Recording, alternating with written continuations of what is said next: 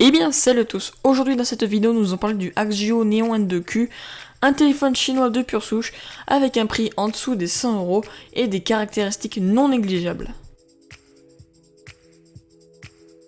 Le Axio arrive dans cette magnifique boîte blanche et rouge avec un effet assez sympa sur la partie blanche comme le couvercle. Par exemple, on a le nom ici, derrière on a quelques caractéristiques, un écran de 5 pouces en QHD, le petit Q, le Quad HD, un processeur MT6592M en octa-core, 1 Go de ROM et 8 Go de ROM pardon, et 1 Go de RAM.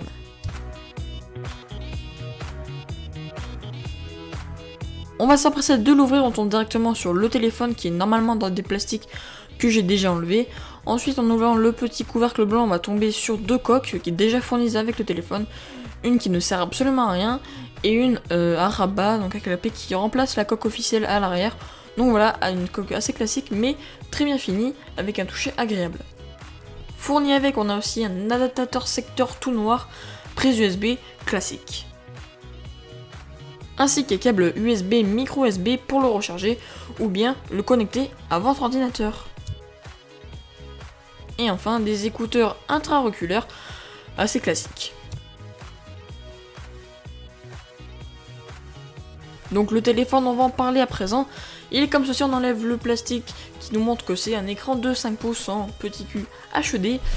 Derrière on a l'appareil photo de 8 millions de pixels, le logo Axio, un micro ainsi qu'un flash ainsi que le haut-parleur en bas. En haut on a la prise micro USB ainsi que la prise jack. Ici on a tous les boutons, donc ils sont tous à gauche.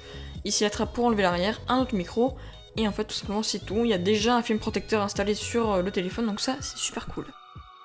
Il faut savoir que la batterie a un scotch pour ne pas se vider pendant le transport. Donc voilà, il faut penser à l'enlever. La batterie, du coup, elle est comme ceci. Elle me fait penser un peu aux batteries de chez Samsung. Voilà, elle est orange et elle fait 2100 mAh si je ne me trompe pas. Dans le téléphone derrière, on a l'emplacement SD et deux emplacements SIM. Donc c'est des micro SIM. Je sais pas vous, mais moi je le trouve vachement sympa.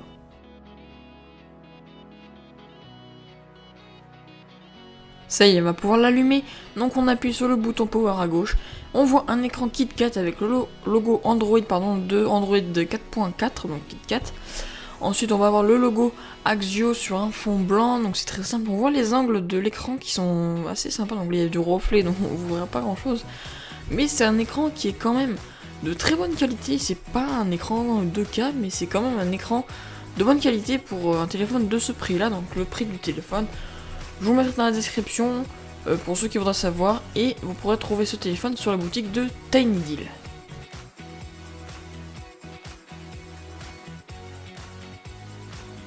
Donc le système c'est tout simplement Android 4.4.2 avec aucune surcouche, c'est vraiment du pur. On va le mettre en français pour voir ce que ça donne. Donc voilà, on le met en français, on va voir qu'il y aura quelques petits bugs de traduction. J'ai pu voir durant le test que je suis en train de faire actuellement. Il y a quelques bugs de traduction, donc ça c'est normal, hein, c'est pas un téléphone prévu pour la France à la base. Donc voilà, et à propos du téléphone, on voit bien que c'est Android KitKat avec aucune surcouche, même Neonado n'est pas installé sur cette deuxième version du Axio. Donc voilà, cette vidéo est à présent terminée, n'hésitez pas à vous abonner à ma chaîne, à mettre un petit j'aime et mettre vos questions dans les commentaires, un test arrivera bientôt. Moi je vous dis à une prochaine vidéo, allez salut!